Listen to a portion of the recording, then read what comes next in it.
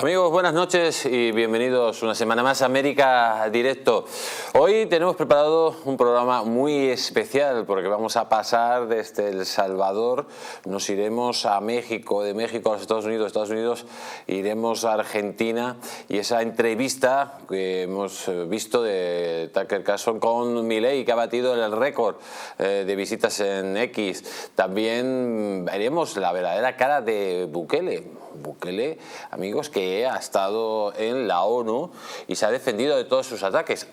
Yo voy a decir una cosa, la verdad que es difícil luchar contra las mafias de la Mara si no tomas medidas como las que toma Bukele. Y lo cierto es que hasta ahora pues ha conseguido que un país que era un sitio donde no se podía vivir, como El Salvador, pues empiece a uno poder por lo menos pasear por la calle. Y esa es la realidad. Y mire lo que dice la siguiente noticia. Dice: Bukele presume ante la ONU de sus medidas contra las pandillas y critica las condenas internacionales. El presidente de El Salvador, el señor Bukele, ha presumido ante la Asamblea General de la ONU de sus medidas para combatir a las pandillas.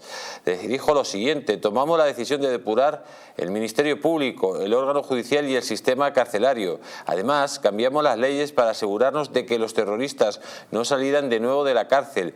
Y fue en ese momento cuando comenzaron las condenas internacionales, ha declarado el mandatario salvadoreño. Bukele ha asegurado que en los 4 años de su gobierno, El Salvador ha pasado de ser la capital mundial de los homicidios a ser el país más seguro de América Latina. Pues amigos, la verdad que es cierto lo que dice Bukele, pero hay muchas críticas sobre Bukele. Y para hablar de este tema tenemos al otro lado de Sky a nuestra querida Mabel Petit. Buenas noches, Mabel, ¿cómo estás? Muy buenas noches, Jesús. Un gran saludo para ti y para toda la audiencia. Mabel, Bukele, no podemos discutir que sus medidas han sido acertadas, que han sido medidas que han acabado con esas mafias de la Mara, pero hay mucha gente que no se fía de él por su pasado. Cuéntanos un poco cuál es el pasado de Bukele. Mira, Jesús, es importante revisar ese pasado de Bukele para entender qué es lo que está ocurriendo en El Salvador. Él formó parte del Frente Farabundo Martí para la Liberación Nacional. Allí inicia su carrera política de la mano de un individuo bastante cuestionado, que por cierto tiene investigaciones y sanciones en los Estados Unidos. Ese individuo se llama José Luis Merino, principal líder del Frente Farabundo Martí para la Liberación Nacional, un partido de izquierda que hizo historia en función no solamente de la corrupción y del crimen en El Salvador. Nayib Bukele fue candidato y alcalde por el Frente Farabundo Martí. Fue un hombre de izquierda hasta hace muy poco que decidió informarle a los salvadoreños que era de derecha. Y esto es importante también porque a lo largo de más de 15 años militó de manera directa y fue el encargado de hacer la imagen del Frente Farabundo Martí para la Liberación Nacional. Y también era señalado, y de hecho él mismo lo reconoce, como uno de los grandes admiradores de Hugo Chávez, de Fidel Castro, y de inclusive al inicio, en el año 2014, de Nicolás Maduro y otros líderes de izquierda. Él se reconocía de izquierda hasta hace, como te digo, muy poco. En el año 2017 crea el movimiento Nuevas Ideas, que posteriormente y en función de un proyecto paralelo que no se separa del carácter autoritario, ganó las elecciones con ese movimiento que se convirtió en un partido político. Y de ahí en adelante, una vez que asume el poder, empieza con un proceso que él llama de cambio y transformación. Señor Nayib Bukele tiene en su grupo de gobernantes, o sea, los que lo acompañan en el ministerio y en el comité del gobierno, varias personas del Frente Farabundo Martí, es decir, personas que inclusive son o fueron sancionadas por el gobierno de los Estados Unidos. Hoy en día, ¿qué es lo que pasa? Y una promesa de mano dura. Hay algunas o muchas, por lo menos denuncias que se han visto en los Estados Unidos de violaciones a derechos humanos, porque en este estado de excepción que se dictó para acabar con la alta delincuencia y con la gran cantidad de homicidios que se daban en El Salvador, que es uno de los países más violentos del mundo y por donde también pasa mucha droga, mucho crimen, y es un factor fundamental del tema que está ligado a la inmigración masiva. Por allí pasó pues a todo este proceso de las maras, que le puso un porcentaje importante de líderes luego de unos acuerdos que se dieron con esas organizaciones delincuenciales. Ellos están en la cárcel y él ha prometido que va a ser homicidio cero. Hay mucha gente que desde ONGs de El Salvador dicen que ciertamente se ha visto la disminución de los homicidios porque una parte de las maras está allí. Lo que denuncian contrariamente es el hecho de que el negocio de las maras nunca paró, el negocio del narcotráfico y del crimen organizado nunca paró, y el del tráfico de personas tampoco paró. Entonces son dos versiones de una realidad de un pueblo que en estos momentos, en su gran mayoría, o al menos eso es lo que dicen las encuestas que hace el mismo gobierno, está enamorado de un líder carismático, joven, que ha entusiasmado a través del uso de las redes sociales y también de la creación de lo que se consideran en comunicación estratégica las granjas de bot, es decir, los ejércitos digitales. Ha impuesto una imagen que ha sido aceptada por una parte importante del pueblo salvadoreño. Maybor, vamos a continuar, vamos a cambiar, vamos a pasar de El Salvador, nos vamos a los Estados Unidos, y estas declaraciones de Donald Trump pues han llamado muchísimo la atención. Dice la noticia: fue mi decisión intentar anular los resultados de las elecciones del 2020, dice Trump. Estas declaraciones de Trump, Maybor, ¿cómo ha caído en la corte? Parece que se ha cortado. Mientras la recuperamos, vamos a presentar a nuestro invitado, que ya está aquí con nosotros, que es el señor don Gabriel Araujo. Buenas noches, don Gabriel, un placer tenerle aquí. Buenas noches, Jesús, gracias por la invitación. Hablábamos estábamos hablando de Bukele, ahora vamos a retomar la conexión con Maybor. Un señor que viene del movimiento de la ultraizquierda y que ahora aparentemente parece que es de derechas y que está tomando, digamos, el rábano por las hojas y está acabando con el problema de la delincuencia. Pero como decía Maybor, lo que es el narcotráfico y el tráfico de personas, ahí todavía no ha metido mano a pesar de esa gran represión. ¿Por qué cree usted que se ha tocado unos temas de delincuencia en El Salvador y otros se ha dejado un poco de lado? Primero comentar, ese movimiento lateral de izquierda hacia derecha está ocurriendo en muchísimas personas porque lógicamente a los movimientos de izquierda lamentablemente a nivel mundial están abrazando toda esta ideología en contra de la vida, en contra de la familia, y lógicamente muchas familias que son de izquierda de toda la vida pues están atónitos ante esta nueva deriva, ¿no?, de esta neoizquierda, ¿no? Entonces está ocurriendo en muchísima gente. En el caso de Nayib Bukele, yo recomiendo de verdad presenciar y poder visualizar ese discurso que dio ayer en la ONU. Son solamente 13 minutos, pero son contundentes, son realmente un discurso muy firme, siempre, por supuesto, un discurso también muy patriota, y eso ha llamado muchísimo la atención, denunciando al mismo tiempo en el propio corazón del lobby de la ONU, de esas organizaciones supranacionales que intentan siempre mancillar la soberanía nacional de los países. Ha hecho un discurso brillante. Y luego, claro, tiempo al tiempo, es decir, ahora mismo tienen esta cuestión de las maras como principal problema, luego ya se atenderán las demás partidas. Recordemos que está en un estado de excepción y también es cierto que la libertad de movimientos está restringida. Por tanto, se supone que para este tráfico de personas este estado de excepción puede llegar a frenar un poco. No obstante, también es cierto que hay que respetar la libertad de elección de las personas, y si las personas quieren emigrar o inmigrar, es cierto que Bukele ha sido bastante respetuoso en este tema. Lo que pasa es que sí, que lo ha dicho ayer, este tema, que sí que todavía quedan muchos apartados pendientes. No obstante, es cierto que también tiene razones para sacar pecho, por supuestísimo. Vamos a continuar con esa noticia que hablábamos de Donald Trump, que decía: fue mi decisión intentar anular los resultados de las elecciones de 2020, dice Trump. Dice el expresidente de Estados Unidos, Donald Trump, dijo que recibió consejos de numerosas personas poco después de las elecciones de 2020, pero que fue su decisión la de impulsar el falso reclamo de que ganó la presidencia y tratar de anular los resultados. Fue mi decisión, pero escuché a algunas personas, dijo Trump al Meet You Express de la NBC en una entrevista que se emitió el pasado domingo. Maybor, no sé si ya tenemos contigo. Sí. Estas declaraciones de Donald Trump tienen lógicamente una intención jurídica y política, ¿no?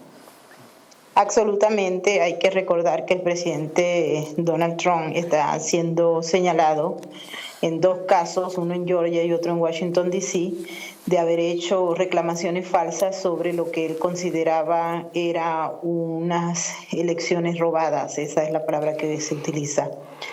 Y por ende, en todo ese proceso, él está tratando de alcanzar en el más mínimo centro de medios todo lo que tiene que ver con imponer sobre la mesa las evidencias de lo que él considera fue el robo de las elecciones. Y por ende, en ese mismo proceso que se da, cuando el fiscal John Smith o con la fiscal William Fowles se señala que los reclamos que se hicieron fueron falsos, pero que él conocía que eran falsos y sin embargo siguió.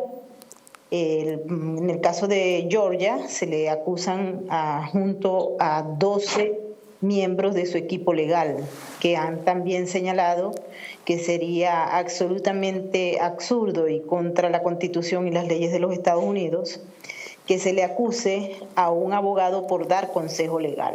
Entonces, cuando uno escucha las declaraciones del expresidente Trump, uno inmediatamente la enmarca dentro de lo que es la narrativa de que no existe ninguna ley hasta el momento en los Estados Unidos, pero sí una ley tergiversada por los fiscales demócratas que quieren presentar un delito donde no lo hay, porque, entre otras cosas, la gente, los políticos, cuando van a elecciones, tienen derecho a dudar de los resultados o tienen derecho a presentar evidencias cuando los resultados no se ajustan a lo que ellos tienen.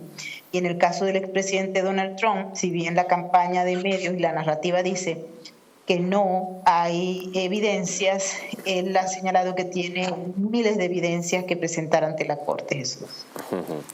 Pues Maybor, muchísimas gracias por haber estado aquí en América Directo y como siempre recibe un gran abrazo. Un gran abrazo para ti y para toda la audiencia. Y amigos, vamos a continuar con Donald Trump y esta noticia que dice que crisis del fentanilo en Estados Unidos o por qué Trump ha planteado bombardear México. Dice: Estados Unidos vive una crisis que el año pasado se saldó con más de 100.000 muertos por sobredosis de drogas, en gran parte por el fentanilo. Ahora, candidatos republicanos a la presidencia como Donald Trump miran a México como origen de los males de la adicción que azotan a comunidades a lo largo y ancho del país norteamericano. Aún así, el foco en el país vecino se ha convertido en una consigna de fácil adopción entre los republicanos que así expolian mensajes anti-emigración. Pero ¿esta narrativa está justificada? ¿Es realmente México el germen del fentanilo que aducen? ¿Cómo y de qué forma llega el fentanilo a los consumidores de los Estados Unidos? Pues todo esto, amigos, lógicamente es la pregunta que nos hacemos nosotros y se lo voy a hacer yo al señor Gabriel. Don Gabriel, ¿está justificado lo que dicen los republicanos norteamericanos que dicen que hay que bombardear México porque AMLO está en una convivencia total con los traficantes de drogas, especialmente con el fentanilo? Bueno, hay que matizar un poco esas declaraciones porque no han sido así tal cual, ¿verdad? Ellos se planteaban un hipotético escenario en el caso de que esto siga descontrolado, porque es cierto que la administración Biden está facilitando precisamente este flujo de la delincuencia organizada en torno al narcotráfico, tanto desde México como desde Colombia. Recordemos que la administración Biden está específicamente bajando mucho la guardia con respecto a esta lucha contra el el tráfico de cocaína procedente de Colombia, de lejos el principal productor y el principal exportador de esta droga, y ocurre 3/4 de lo mismo con el fentanilo. Es decir, está realmente laxa la administración Biden en la lucha contra el fentanilo. Lamentablemente es algo que está ocurriendo en todo Occidente. Recordemos que aquí en el gobierno de España, el Ministerio de Sanidad tiene en su página web una guía para los jóvenes para drogarse bien, para utilizar lo que llama el chemsex. Invito a los oyentes a visitar la página web del Ministerio de Sanidad e introducir chemsex, el tema de... Estoy diciendo que el Ministerio de Sanidad español, hay una página donde aconseja a la gente drogarse bien. Sí, por supuestísimo, sobre todo a los jóvenes. Dice, da específicamente la guía de cómo tiene que calentar la pipa, habla de la metanfetamina, habla de el productor, el distribuidor de droga, cuidar que sea él mismo, que no les conecte, que no les, digamos, coloque nuevos productos. Esto es realmente escandaloso. Hace muchísimo tiempo que está esto online en el gobierno de España, reitero, en el Ministerio de Sanidad, bajo esas siglas de chemsex, que quiere decir, pues eso, chem de chemical, sex de sexo, pues potenciar esas relaciones sexuales a través de la química. Sí, de drogas, directamente. Es realmente lamentable. Y esto está ocurriendo en todas las administraciones de corte progresista, ¿no? También en la administración Biden también hay estas guías, lamentablemente, y esto llama la atención muchísimo, ¿no? ¿Cómo es posible que estos ministerios de sanidad, que realmente está para cuidar que los jóvenes no se droguen y que evidentemente llevarles por otro camino, pues es algo realmente insólito que en España se esté haciendo precisamente lo contrario, ¿no? Pues increíble lo que nos está contando nuestro querido invitado, o sea que el Ministerio de Sanidad español directamente aconseje cómo hay que utilizar bien las drogas, que no se cambie de camello, por si acaso se la van a adulterar, etcétera, etcétera. Amigos, el mundo se acaba. ¿Por qué? Porque la barbarie ha tomado el poder. Vamos a continuar y nos vamos ahora directamente a Argentina. Nos vamos con Milei, que es la esperanza blanca para muchos argentinos y muchos hispanoamericanos, para que empiece a cambiar ya estas dictaduras marxistas que están asolando toda Hispanoamérica. Pero hay determinados líderes religiosos que están muy molestos con Milei. Miren lo que dice la siguiente noticia. Dice, molesto por los insultos de Milei. Dice, el Papa Francisco congela su viaje a Argentina. Al parecer, en una entrevista de Milei con Tucker Carlson, dijo lo siguiente. Dice, el Papa juega políticamente, tiene fuerte injerencia política, ha demostrado gran afinidad con dictadores como Castro y Maduro. Está del lado de las dictaduras sangrientas, dijo Milei durante la entrevista que el norteamericano difundió en la red social X. Cuando Carlson repreguntó si Raúl Castro, expresidente cubano, es un asesino, Milei dijo que sí, y fue más allá. Y Fidel Castro también era otro asesino. El representante de Dios en la tierra tiene afinidad con los comunistas asesinos, según Milei. De hecho, no los condena. Es bastante condescendiente con ellos y también con la dictadura venezolana. Es condescendiente con todos los de izquierda, aun cuando sean verdaderos criminales, lo cual es un auténtico problema. Esto es lo que dijo Milei en esa entrevista con Tucker Carlson, que luego hablaremos de ella. Don Gabriel, es que lo que ha dicho Milei, yo creo que simplemente es relatar una realidad. Vemos, por ejemplo, cómo el Papa ha estado en Cuba y no ha condenado a la dictadura de los Castros, y luego ha ido a Estados Unidos, y estando Obama, me acuerdo yo perfectamente, y condenaba la pena de muerte en Estados Unidos. Bueno, yo creo es un absurdo. O sea, con los comunistas se queda calladito, parece que todo está bien, a pesar de que están haciendo un genocidio, y luego en las democracias es cuando empieza a se le va la lengua. Bueno, es un secreto a voces, completamente de acuerdo en este caso con la denuncia de Javier Milei. Recordemos que el Papa ha recibido con los brazos abiertos a Yolanda Díaz, una comunista declarada, y estaba muy cómoda Yolanda Díaz con el Papa Francisco. Y bueno, no tenemos que tampoco que cargar las tintas exclusivamente con el Papa. En toda Hispanoamérica el contenido de los libros, incluso de religión, viene impregnado de esta ideología con respecto a la Agenda 2030. El libro de música de Primero, por ejemplo, ejemplo, en España, de la editorial ESM, viene con todo el colorido de la Agenda de Desarrollo Sostenible 2030, con todo el tema del género, dice inclusive en un momento dado, en una canción así disfrazado de una cosa así muy lúdica, que los juguetes no tienen por qué ser para niños y para niñas, o sea, negando un poco la división biológica la sexual. Diversidad. Efectivamente, ¿no? Y lamentablemente esto está impregnado ya el discurso cristiano en todas sus vertientes, tanto en el protestantismo como el católico y el evangélico está completamente contaminado con esta ideología. De hecho, hace nada, ayer revelé un vídeo de la iglesia protestante de la Catedral de la Esperanza en Dallas, en Texas, rindiendo pleitesía a una serie de drag queens que estaban allí pues apoyando todo este tema. O sea, no era que los drag queens se declaraban católicos, sino que los protestantes se declaraban allí muy proclives con toda la comunidad del LGTB. Por tanto, hay una deriva clara en este aspecto y es lamentable porque era, digamos, el último bastión ideológico que teníamos, ¿no? La iglesia es la única que podía plantar cara a esto y desde luego ha sido arrollada lamentablemente por este rodillo ideológico, ¿no? Pues amigos, vamos a continuar porque lógicamente esta entrevista que ha batido récords, la de Milei, pues ha saltado chispas en todos los lados, ¿no? En el sentido de que ha habido muchos mitos y hay que ver si esos mitos son realidad o no. Mire lo que dice la siguiente noticia: mitos y realidades de la entrevista de Javier Milei con Tucker Carlson. Dice: la efervescencia actividad en las redes de los seguidores de Milei recibió una inyección de adrenalina el pasado jueves. Uno de los periodistas más controvertidos de los Estados Unidos, que llegó a la Argentina a grabar un mano a mano con el candidato libertario, finalmente subió a su portal de X, Twitter, el vídeo grabado de 32 minutos y 47 segundos. Hora después, los principales referentes de su partido unificaron una máxima: la entrevista más vista en la historia de la humanidad, ¿mito o realidad?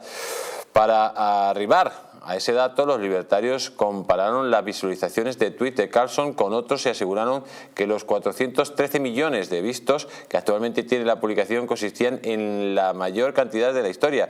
Compararon la de Milei con la de Carlson, la que hizo con Donald Trump, la que llegó cerca de los 265 millones. Sin embargo, mezclan dos conceptos para construir esa afirmación. Los vistos a los que se referían son impresiones de la publicación, esto es, la cantidad de veces que el tweet le ha aparecido a un usuario, es decir, no es la cantidad de veces que se reprodujo el vídeo, y tampoco implica personas distintas. Si un usuario pasó por el mensaje 20 veces distintas, pues se le agrega 20 presiones a la métrica, incluso si nunca le dio play al vídeo.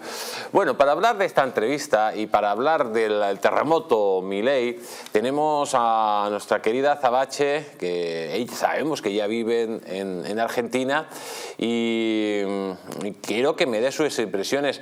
¿Cómo está el señor Milei? Pues esperanzando al público argentino, a las buenas gentes de Argentina. Buenas noches, Azabache, ¿cómo estás? Buenas noches, un placer inmenso comunicarme con ustedes y agradecerles la oportunidad de expresarme, como siempre. Azabache, Milei es la nueva esperanza para Argentina y para Hispanoamérica para acabar con ese marxismo que ha empobrecido a los pueblos, que los ha embrutecido, y para acabar con la barbarie que ha tomado el poder. Así es, completamente. Mira, Milei es una persona, un economista, de catedrático, ha dado maestrías, tiene libros escritos. Él se mete en la política justamente para cambiar las cosas. Y hoy en Argentina se está enfrentando a un establishment, un status quo desde hace décadas de mucho socialismo. Toda nuestra región está infectada de socialismo. Y él tiene una dura batalla contra eso. Y por supuesto que los medios hegemónicos, a las coaliciones que han estado instaladas durante décadas en Argentina, tienen tomado los medios de comunicación. Unos son medios afines al kirchnerismo chavista y otros son afines a lo que se llama la coalición Juntos por el Cambio, que es una coalición, en resumen, socialdemócrata, donde hay varios partidos de izquierda radical, hay alguno que otro liberal, pero que se juntan para ganar elecciones. El outsider de todo esto es Milei y viene a enfrentar todo esto. ¿Por qué te digo esto? Porque todos los medios de comunicación tradicionales, incluyendo La Nación, tienen una campaña pero pero para destruir las ideas de la libertad, para destruir el avance de esas ideas que representa Milei en Argentina. Y esta entrevista que acabas esta nota, este artículo que acabas de leer del diario La Nación, que pertenece a una de las coaliciones que está en contra de Milei, por supuesto que va a tratar de desacreditar el personaje, desacreditar el medio que le hizo la entrevista y desacreditar las ideas de la libertad. Entonces, esto es una vieja táctica chavista. Yo soy venezolana, que tengo 24 años aquí en Argentina, que siempre cuando no tienen argumentos cómo contrarrestar esas ideas que abrazan la libertad, van directamente a desacreditar a la persona. Entonces, ¿qué hacen? Enfocarnos en lo frívolo e irrelevante, que son los números, a argumentar seriamente lo importante que es las ideas. Atacan al mensajero y tratan de destruir toda credibilidad del medio. Azabache, ¿tú crees que Milei su vida corre peligro, que la vida de Milei corre peligro ante una dictadura tan corrupta y tan violenta como la de los Kirchner? Mira, con seguridad sí. De hecho, salvando las distancias, todos los que somos opositores al socialismo y a esta agenda nefasta que se está intentando implementar en el mundo, todos corremos peligro.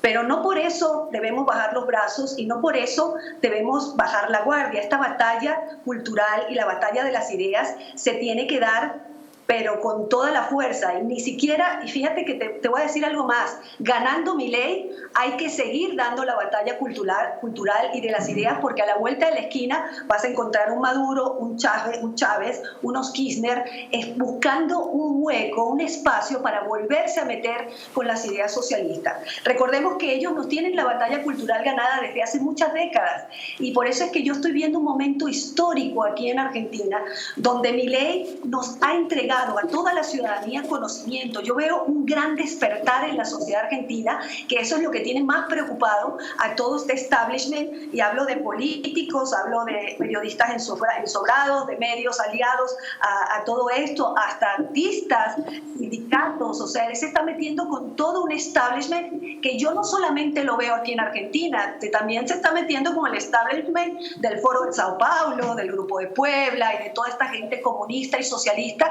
que sabemos que cuando implantan su modelo traen hambre, miseria y muerte al país que lo adopte. Azabache, como siempre, muchísimas gracias por haber estado con nosotros. Y recibe un gran abrazo. Muchísimas gracias a ustedes, y quiero cerrar, por favor permíteme, pidiéndoles a todos que me sigan en @azabacheonline, que estoy haciendo vivos en mis redes sociales para hablar de todo esto, y despedirme con la arenga libertaria. ¡Viva la libertad, carajo! ¡Un abrazo! La libertad, carajo, Azabache. Un fuerte abrazo y cuídate mucho. Gracias. A ver si te vemos pronto por España. Ay, adoro. Quiero ir muy pronto para abrazarlos personalmente. Pues te estamos esperando. Abrazo. Un beso. Y amigos, han escuchado a Azabache, esa entrevista con Milei. Le voy a dejar un minuto para el resumen porque no vamos a publicidad y... Para terminar con comentar, la técnica que dice Azabache, que es la de denostar al mensajero, ni más ni menos, es el tipo de falacia más utilizado, la falacia ad hominem, ¿no? Es esto de criticar a la persona por lo que hace, por lo que dice, y digamos de esa manera pues intentar derribar su mensaje, que en este caso, el caso de Milei, es realmente muy muy claro.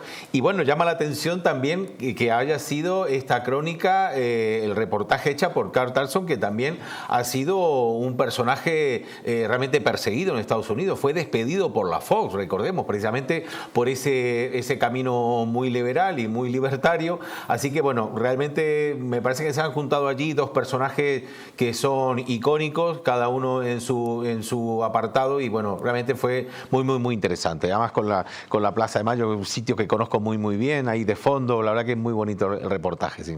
Pues amigos, están escuchando a nuestros invitados, nos vamos un instante a publicidad y volvemos. Y ojo, vamos a volver con esta noticia. Dice, el Banco de México rompe la leyenda de Hernán Cortés y el expolio del oro y la plata. Todo esto después de la publicidad, no se vayan.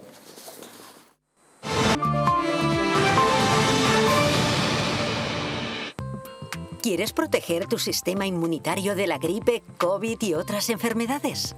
Inmunad Z es un complemento elaborado con zinc y base de vitaminas C1, B6 y D3 que permiten aumentar las defensas y mejorar las respuestas del sistema inmunitario.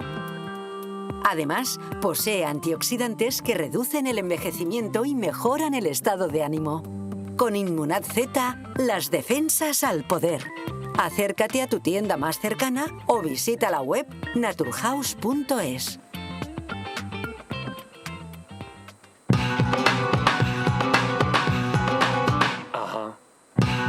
Alexandra de V te descubre la moda que te hace sentir orgulloso de tener sangre española.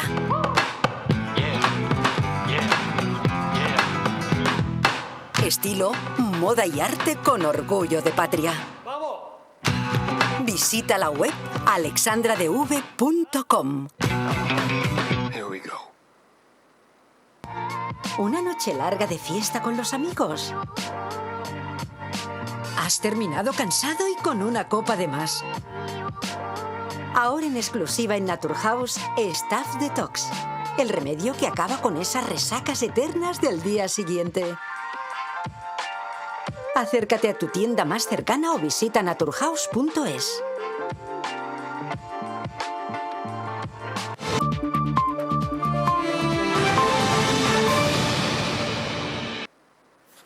Amigos, ya hemos vuelto de publicidad y continuamos aquí en América Directo y vamos con una noticia que es evidente, ¿no? Cuando hablan de que España cuando fue a América robó todo el oro, esclavizó a toda la gente, violó a todas las mujeres, pues lógicamente todo se queda contrariado cuando vemos que cuando América formaba parte de la corona española, de la zona más rica del mundo, que la mayoría, casi todas las ciudades patrimonio de la humanidad son en la zona donde estuvieron los españoles, y donde hay indígenas es donde estuvieron los españoles. Y bueno, al mestizaje lo llaman violación en la ultraizquierda. Claro, yo nunca he visto un violador que dé los apellidos a sus hijos.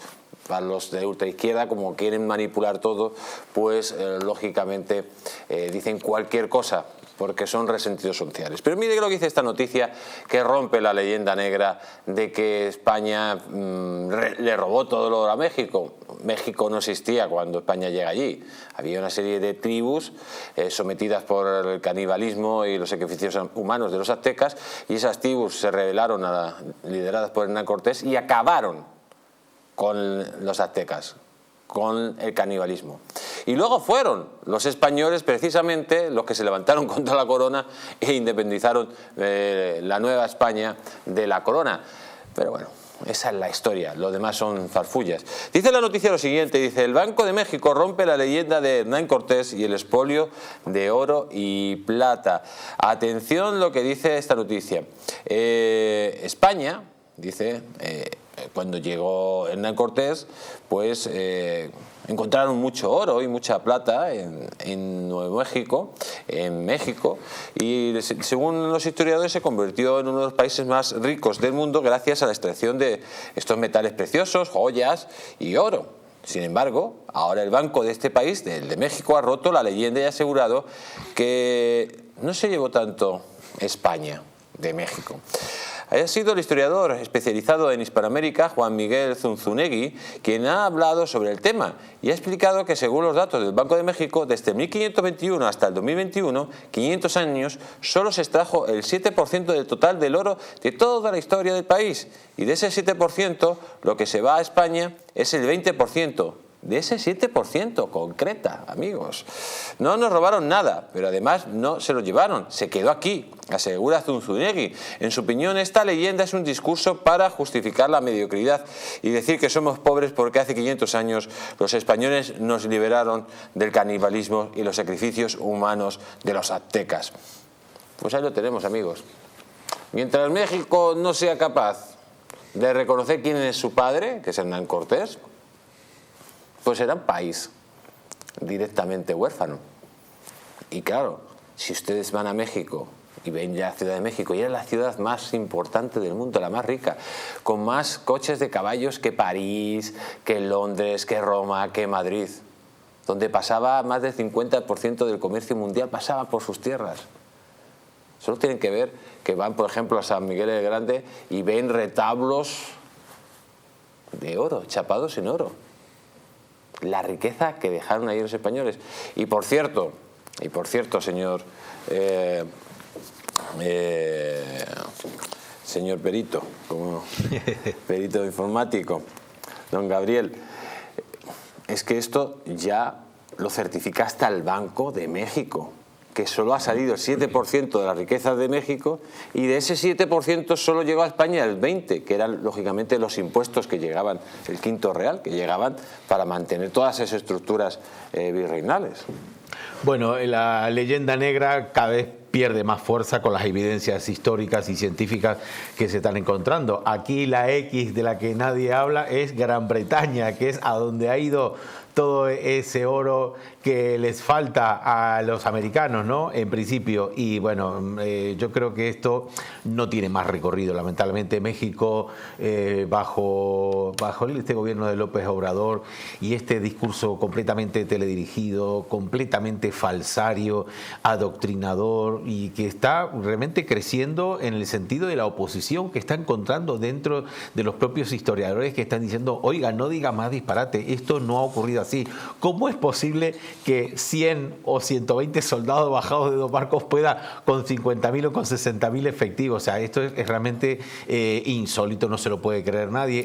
La realidad es que los indígenas fueron los que acabaron con los aztecas. Está claro. Y fueron los españoles los que llevaron a la independencia a México, porque fueron los criollos españoles los que se levantaron directamente contra la corona. Y lo demás pues son farfullas. Vamos a continuar hablando de México, porque atención, Petro y López Obrador anuncian el fin de la guerra contra la droga. Dice, los presidentes colombiano y mexicano, Gustavo Petro y Andrés Manuel López Obrador, han transformado el lenguaje de la lucha contra el narcotráfico en Colombia y México. Pero más allá de su discurso, todo resulta mucho más difícil. Cambiar el mensaje no es poca cosa en los dos países más perjudicados por la llamada guerra contra la droga, declarada hace medio siglo por el presidente de los Estados Unidos, Richard Nixon, y mantenida desde entonces por republicanos y demócratas. Esto ha consistido en el encarcelamiento masivo de los usuarios de drogas en Estados Unidos, campañas militares contra los traficantes en países como Colombia y México y la erradicación forzosa de los cultivos, aunque 5 estados de Estados Unidos ya han descriminalizado la producción de marihuana y el prohibicionismo sigue vigente para drogas como la cocaína. El resultado, 1 millón de hispanoamericanos muertos, según los cálculos del gobierno colombiano, y un aumento constante de la oferta y la demanda mundial de la cocaína. Durante 50 años, los gobiernos de Hispanoamérica se han limitado a repetir el discurso del poder mundial. Han sido cómplices de un genocidio, denunció el iluminado de Petro durante una conferencia. Pues, amigos, esto ya es el colmo. O sea, es que estos señores no disimulan que forman parte del cártel de Puebla. No disimulan que el sueño de Pablo Escobar se hizo realidad en un narcoestado como es Venezuela, y ahora se va a hacer realidad en otro narcoestado que quiere convertirlo Petro, que puede ser Colombia, donde muchísima gente ha luchado y ha muerto por culpa de los cárteles de la droga, y México, donde López Obrador directamente se ha cerrado los ojos y ha dicho, ustedes hagan aquí lo que quieran, que yo mientras sigo con mi discurso garbancero y engaño a los pobres desgraciados que viven aquí en mi país. ¿Qué opina usted? Pues que evidentemente, lo decíamos nosotros la semana pasada, con respecto a también el apoyo de la administración Biden, lamentablemente a este cónclave, suspendiendo esas fotografías que hacía la DEA cada año. Y un dato, Jesús, si me permite, Colombia, desde que está Petro, ha aumentado un 40% la producción de coca. Es más, hemos pasado del año 2021, que tenía 204.000 hectáreas de cultivos de cocaína, de coca, quiero decir, ha pasado ahora a 230.000 hectáreas. Es una subida... Solo le falta a Petro que subvencione el cultivo de la cocaína. Es que es absolutamente descarado. Hemos experimentado esos 26.000 hectáreas adicionales. Y otro dato importante, Jesús, que esto yo creo que sí hay que analizarlo. esos cultivos son precisamente en la zona, por ejemplo, de Putumayo, la zona esta limítrofe con Ecuador. Recordemos que el candidato de Ecuador, el Fernando Villavicencio, que quería luchar contra esos cultivos que estaban muy cerca de la frontera de Ecuador, murió asesinado precisamente, ¿no? Y además por los cárteles, ¿no? O sea, que es lamentablemente lo que está ocurriendo en Colombia, en México, es lamentable porque está ocurriendo esta subida brutal. Es que estamos hablando de muchísimas más hectáreas dedicadas a la producción de coca, y va a inundar evidentemente Estados Unidos y Europa también, y bueno, con los problemas que trae el tema de la drogadicción, ¿no? en la sociedad. Es increíble. Amigos, tuvimos el pasado lunes, aquí tuvimos a Vicente Fox en el programa El Mundo al Rojo, donde hizo unas declaraciones que dejaban a la clara el lado oscuro de López Obrador. Un lado oscuro que ha infectado la política mexicana y con la cual, según el expresidente de México, pues hay que acabar. Escuchen un extracto de la entrevista. Muy especial para México, para Hispanoamérica, porque acabó con 70 años del PRI, nada más y nada menos. Me acuerdo yo en el año 2000, que fue esa gran noticia, y no solo eso, sino que a partir de entonces México tuvo, digamos, un ascenso económico bastante grande. Yo lo he visto muchas veces visitar su país, y en esa época fue cuando más evolucionó, pero además es cuando México, sus índices de pobreza bajaron más. Me parece que bajaron del 43 al 35%, una auténtica barbaridad. Así es, exactamente, esa es la historia, aunque hubo que empezar desde abajo. Yo empecé corriendo para diputado federal y logré la Diputación Federal. Renuncié a la Diputación Federal 2 años y me fui a correr para la gobernatura. Me hicieron de chivos los tamales, fraude electoral extraordinario en Guanajuato. Aquí me se anularon. Llama pucherazo. Ándale, y hay un señor en Moncloa que sabe mucho de eso. Está bueno. Pues ahí me la hicieron así. Volví a correr por segunda ocasión y entonces ya gané rotundamente, casi 3-1 la votación. Fui gobernador por un par de años y renuncié para irme a la presidencia de la República. Fue una carrera muy rápida, muy rápida. Primero de diputado, luego de gobernador y luego de presidente. Un cambio radical del mundo de las empresas al mundo de la política y nada más y nada menos en un país tan complicado como México, ¿no? Así es, y no todo ayuda, aunque es muy significativa la parte que uno aprende en negocios, planeación estratégica, realmente buscar siempre los resultados y no las palabrerías de la política. Y con base en eso entré a la política, a cambiar mi país. Fue lo que me motivó a hacerlo. Aunque yo soy jesuita de punta a punta, del kinder hasta la universidad. Y allí yo aprendí que la felicidad está en ser para los demás, en hacer por los demás. Y ha sido mi divisa, ha sido la razón de mi participación en política, trabajar por cambiar a México, trabajar por sacar al PRI de los pinos y trabajar por traer cosas buenas para la gente. Una vez que llega como presidente del gobierno de la República de los Estados Unidos de México, usted tiene un enfrentamiento muy grave con un señor que dirige la alcaldía de la capital de México, con el señor AMLO. El señor AMLO, que en un principio usted pues tenía buena relación, pero que luego empieza a tener una deriva totalmente autoritaria. ¿Cómo empezó esos roces o esos enfrentamientos ya cuando usted era presidente de la República y él estaba todavía como alcalde? Sí, bueno, lo primero fue común nuestra lucha en frente del autoritario, del dictador, del PRI. Ahí cada uno en nuestra trinchera luchamos por sacar al PRI.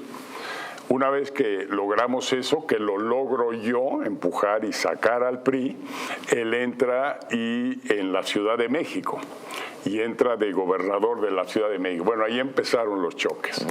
Ahí empezó a mostrar su alma mala, su mala forma de hacer política, su ignorancia política, y empezamos a chocar y a chocar, y muy fuerte. Y desde entonces hasta ahora, 30 años después, seguimos enfrentándonos uno con el otro.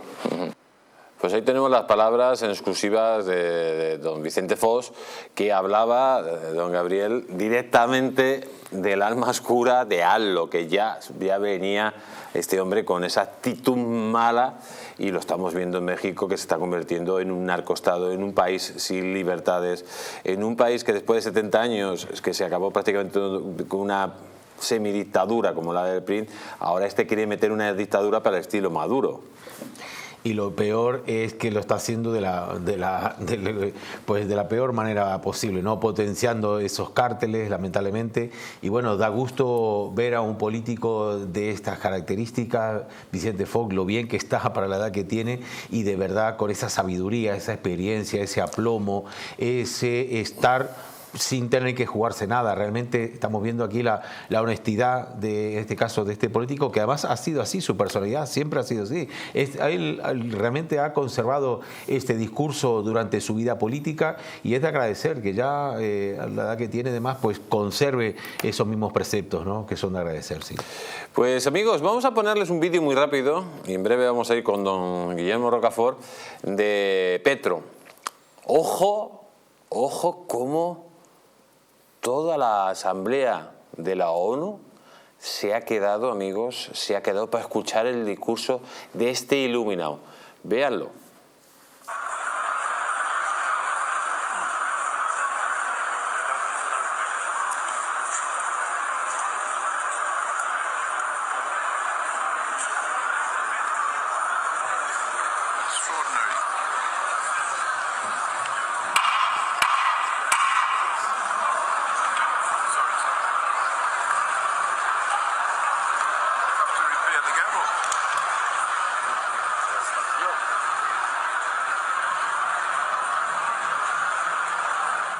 Efectivamente, amigos, esa cara que ponía Petro no es porque la gente se quedara, sino cuando le ha tocado a él, todo el mundo se ha marchado, porque claro, para escuchar a un garbancero de estas características, pues dice, mira, me voy a tomar un café con los amigos y pongo.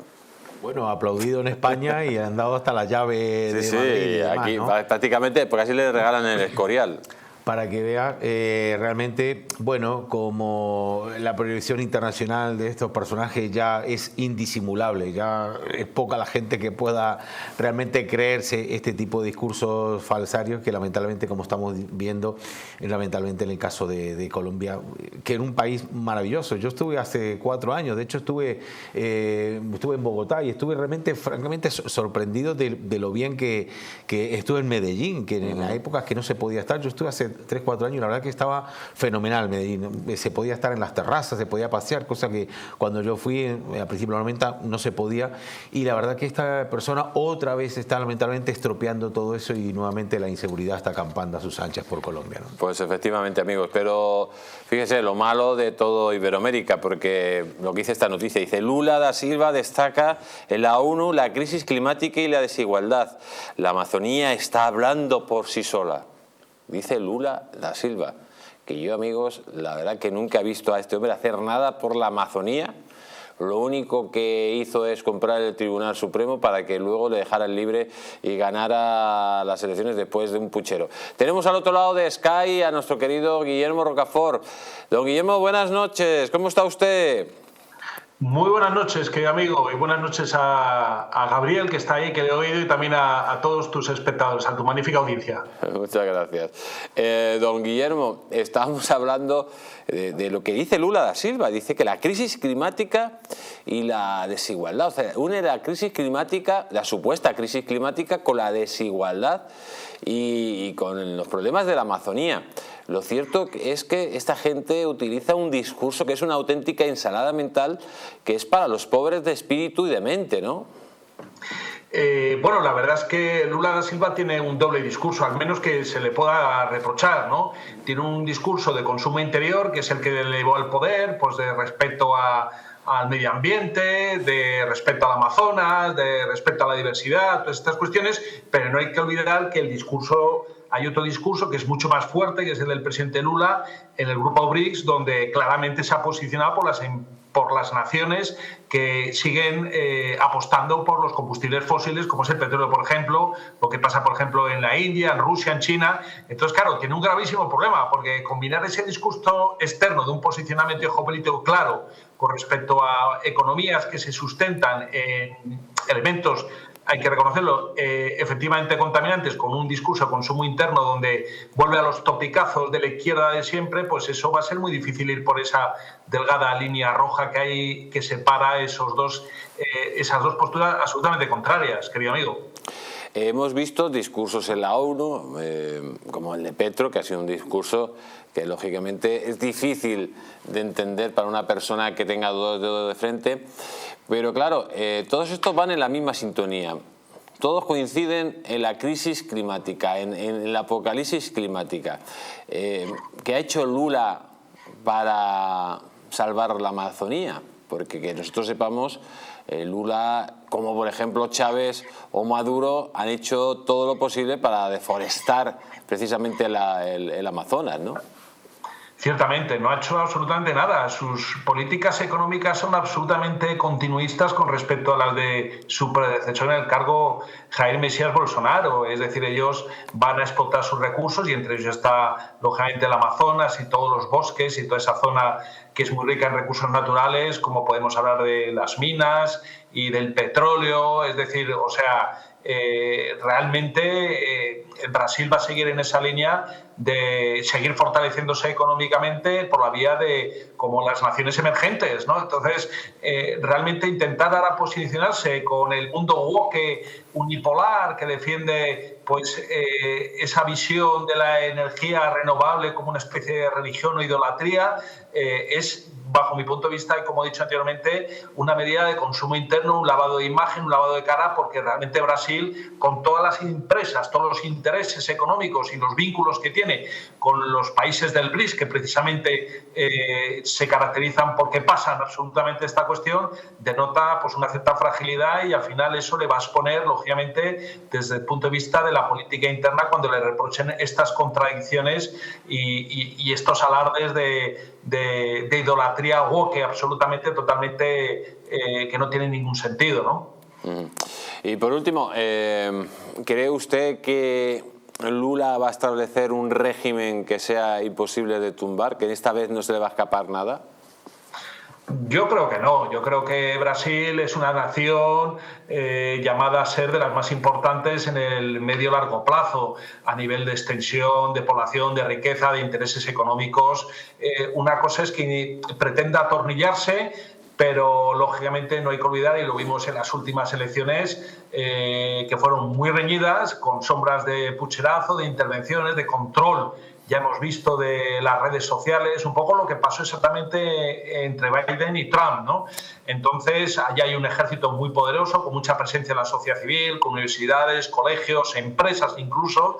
Entonces, él ha intentado hacer, lógicamente, una purga, pero no estamos en el plano de, por ejemplo, Argentina o Chile, donde efectivamente la izquierda pudo revertir la situación y presionar a los sectores conservadores. Hay un sector o una sociedad conservadora muy arraigada a Brasil y muy arraigada a lo que es el proyecto de Brasil en el BRICS, que es lo que realmente marca la geopolítica brasileña. O sea, han elegido una senda de ir al margen de Estados Unidos, negociando mucho con China, con Rusia, con la India, y es en esos países emergentes donde hay que contextualizar la sociedad mexicana, y desde luego los elementos conservadores y patrióticos van a seguir en esa línea, y dentro de 4 años probablemente no siga Lula, vamos, seguro.